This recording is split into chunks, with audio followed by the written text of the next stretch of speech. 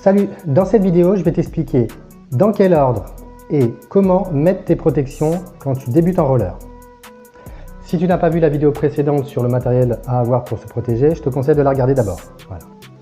Donc dans un premier temps, tu mets un casque. Le casque, c'est important qu'il soit adapté à ta taille, bien réglé. Il y a une molette derrière des fois.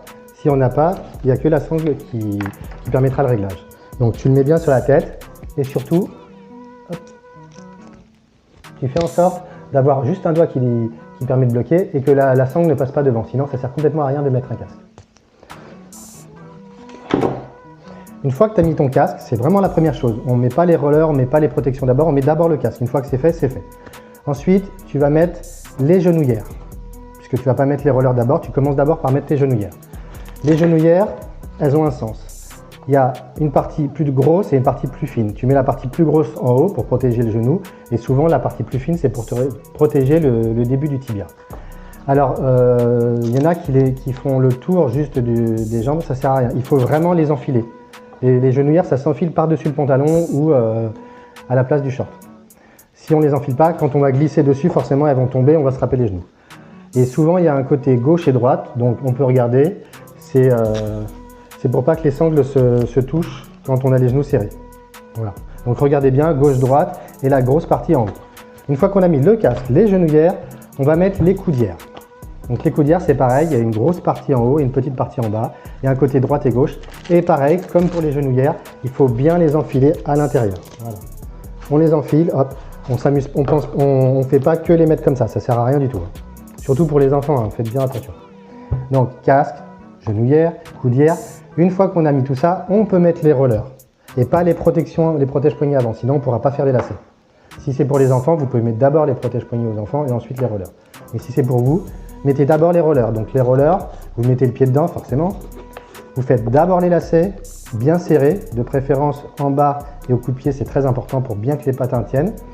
Ensuite la boucle, si vous en avez une, et au coup de pied aussi, à la cheville, la boucle. Voilà. Une fois que ça c'est mis, vous finissez par les protège-poignets. Voilà. Alors très important, les protège-poignets, elles ont un sens aussi. Hein. On ne protège pas le dessus de la main. J'ai déjà vu ça plein de fois. On protège l'intérieur de la main. Hein. C'est la paume qu'on va protéger. Protège-poignet et protège-paume. Vous avez normalement un côté droit et un côté gauche et vous mettez votre pouce dans le trou pour protéger la paume. Voilà. Une fois qu'on a mis ça, là on est bien. On a mis toutes les protections. On peut partir pour les premières sorties. Il y avait aussi dans ma vidéo précédente l'allusion à un crash pad. Ça, vous le mettez en dessous du pantalon ou par-dessus si vous ne voulez pas déchirer le pantalon, mais ça fait un petit peu ridicule. Voilà. C'est vraiment pour ceux qui ont peur de tomber sur le coccyx et qui préfèrent débuter avec le maximum de protection. Mais ça, c'est pas indispensable. Une fois que vous avez toutes ces protections, vous allez commencer à faire du roller, vous habituer. Voilà. À force de progresser, vous n'aurez pas forcément besoin de toutes les protections. Vous verrez, il y a celles qui servent le moins et en faisant évoluer un peu votre pratique, vous pourrez vous passer de certaines protections.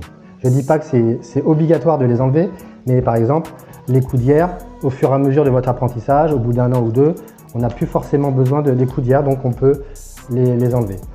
Ensuite, quand vous tomberez plus du tout, vous aurez appris à tomber bien comme il faut, peut-être que les genouillères, ce sera plus indispensable. Après, si vous avez encore peur, vous pouvez les mettre. Mais genouillères et coudières, au fur et à mesure, vous pouvez les enlever. Le casque, moi, je vous recommande de le mettre à chaque fois. Après, il y a des disciplines comme le slalom où c'est pas indispensable, où quand on connaît le milieu est isolé, il n'y a pas d'obstacle extérieur. Il y a des disciplines sportives qui n'obligent pas le casque et qui n'en parlent pas du tout. Voilà. Les protège-poignets, moi, je les ai remplacés au fur et à mesure par des petits gants qui protègent juste la paume, qui sont plus légers et qui permettent d'avoir un peu plus de confort. Pareil pour le casque, j'ai un casque un peu plus léger que j'ai adapté pour que je trouve un peu plus stylé pour moi. Après, c'est chacun son goût. Voilà. Donc, faites un peu comme vous le semble, mais dès le début, moi, je recommande vraiment le casque, toutes les protections, et au fur et à mesure, vous verrez ce dont vous aurez besoin ou pas. Ouais. Parce que le problème aussi, c'est que les protections, il faut les laver régulièrement, ça sent très mauvais si on fait beaucoup de séances. Donc, soit il faut avoir plusieurs packs de protection, soit il faut les laver à chaque fois. Donc, avec la pratique, on finit par en mettre de moins en moins et garder vraiment celles qui sont indispensables. J'espère que ça vous aura aidé et on se retrouve dans la prochaine vidéo. Ciao!